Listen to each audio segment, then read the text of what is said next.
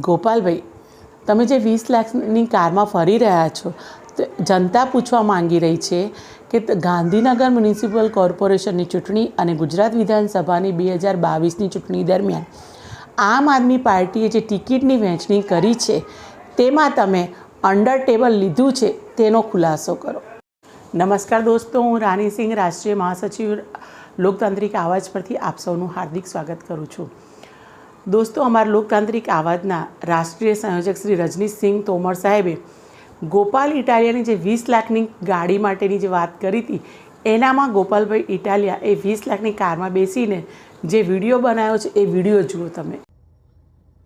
નમસ્કાર દોસ્તો, જય કિસાન.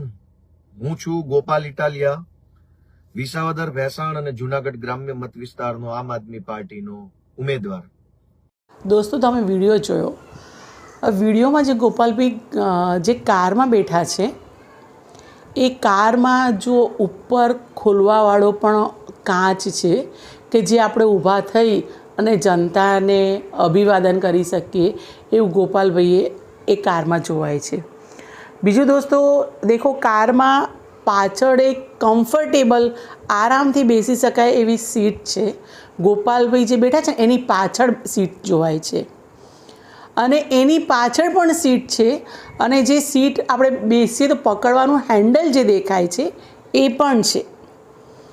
અને બીજું દોસ્તો કે ગોપાલભાઈ જ્યાં બેઠા છે એની પાછળ એસી પણ છે. એટલે કોઈ 2, 3, 5 લાખ કે 7 લાખની કારમાં આ બધું અવેલેબલ નથી હોતું. આ લગભગ 12 થી 15 લાખની આસપાસની કાર છે જ. તો એમાં અમારા રાષ્ટ્રીય સંયોજકશ્રીએ જે 20 લાખની કારની વાત કરી છે એમાં ખોટું નથી. તો હું દોસ્તો તમને એમ કહેવા માગું છું, ગોપાલભાઈ અગર કશું કરતા જ નથી તો આ 20 લાખની કાર ક્યાંથી આવી? આ બી એક કરપ્શન જ ની છે ને. તો તમે વિડીયો પણ જોયો અને એમની કાર પણ જોઈ. તો જે અમારા લોકતાંત્રિક આવાજના રાષ્ટ્રીય સંયોજકશ્રીએ જે એમના પર 20 લાખ રૂપિયા માટેનું જે બતાવી છે કાર, એમાં કંઈ ખોટી નથી કીધી. તમે દોસ્તો વિચારો, જે વ્યક્તિ કંઈ જ કામ ન કરતો હોય તે 20 લાખની કારમાં ફરી શકે છે. અને એમાં જ્યારે એમણે ચૂંટણી લડી હતી ત્યારે એમને હલફનામામાં બતાવ્યું હતું કે વાર્ષિક 4 લાખ રૂપિયાની ઇન્કમ, વાર્ષિક બતાવે છે 4 લાખની ઇન્કમ, એટલે મહિનાની 33,000 34,000 જેવી આવકવાળા વ્યક્તિ શું 20 લાખની કારમાં ફરી શકે ખરા? એમનો પણ આ વિસાવદરની જનતાને જવાબ જોઈએ. અને જનતા પૂછવા માંગે છે કે તમારા પાસે આજે 20 લાખની કાર આવી, કયા ધંધા અર્થે તમે લીધી છે? અથવા કયા, તમે જો એડવોકેટ છો, તમે LLB પાસ કરેલા છો, તમે એટલા મોટા નથી વકીલ કે ગુજરાત હાઈકોર્ટમાં તમે જે કેસ લડતા હોય તો તમને 10 લાખ રૂપિયા તમારી ફી હોય, એવા મોટા વકીલ તો તમે છો જ નહીં. કેમ કે તમારી ડિગ્રી ખોટી છે. એના માટે અમારા રાષ્ટ્રીય સંયોજક સાહેબે તમને ચેલેન્જ બી કરી છે.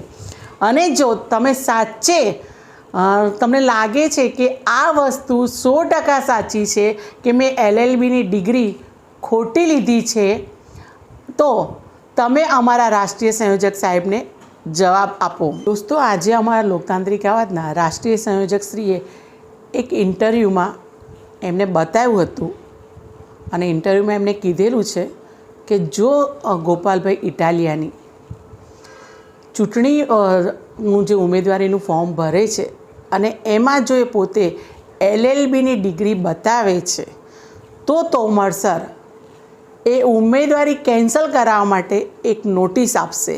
કેમ કે એ વિસાવદરની જનતાને બતાવે કે LLBની ડિગ્રી જે એમણે લીધેલી છે એ સાચી છે અને કઈ યુનિવર્સિટીમાંથી લીધેલી છે. અને તેમને એ પણ બતાવવાનું રહેશે કે આ વસ્તુ એક કેમ આવી રીતે ભ્રષ્ટાચારની રીતે કરી રહ્યા છે. જો દોસ્તો, હું તો એક જ વાત કરું છું, બધા ડિગ્રી લે છે, બધા ભણીને ડિગ્રી લઈ રહ્યા છે.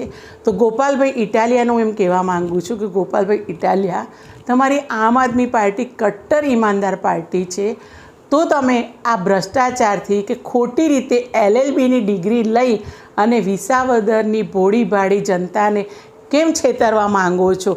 જે છે તે બતાવો ને કે હું આવો વ્યક્તિ છું, મારી પાસે આટલું ભણેલું છે. શું 8મું પાસ વ્યક્તિ જ્યારે તમે એમ કહો છો કે ગૃહમંત્રી બની શકે છે, તો તમે અગર LLBની ડિગ્રી નહીં લીધેલી હોય, ખાલી ગ્રેજ્યુએશન હશે, તો શું તમે ઉમેદવારી ન ભરી શકો, તમે ચૂંટણી ન લડી શકો? આમ ગોપાલભાઈ ઇટાલિયાએ ડિગ્રી ખોટી રીતે લીધેલ છે. તેમનો બી એમને ખુલાસો કરવો જ પડશે વિસાવદરની જનતાની સામે. દોસ્તો, આપણે પછીના વિડીયોમાં મળીએ છીએ. જય હિન્દ, જય જય ગરવી ગુજરાત.